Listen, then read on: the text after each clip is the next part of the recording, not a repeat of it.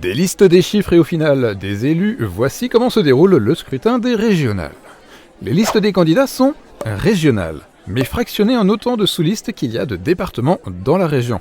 Rappel, dans le Grand Est, il y a 10 départements. Pour respecter la parité, les listes doivent alterner femmes et hommes.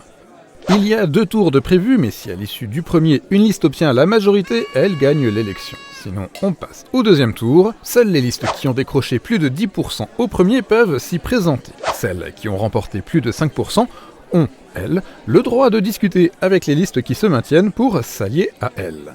On appelle cela fusionner les listes. Pour le deuxième tour, c'est la liste qui arrive en tête qui gagne. Gagner, c'est bien beau, mais qu'est-ce que ça rapporte ?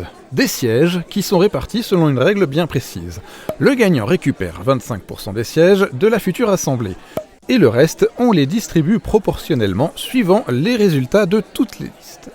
Mais rappelez-vous, il y a une liste par département sur les bulletins de vote. La répartition des sièges devra donc aussi respecter les résultats de chaque liste département par département. Une petite opération est nécessaire, et oui, même en politique, les mathématiques sont utiles. Il suffit de diviser le nombre de suffrages obtenus par la liste par le nombre de sièges déjà acquis, plus 1, la liste ayant la plus forte moyenne obtient un siège supplémentaire, l'opération se répète jusqu'à ce que tous les sièges soient occupés. Pas simple, hein ? Et cette fois-ci, les élus sont chanceux, leurs mandats ont été rallongés de 9 mois pour que la prochaine élection régionale ne crée pas d'embouteillage avec les élections présidentielles et législatives de 2027.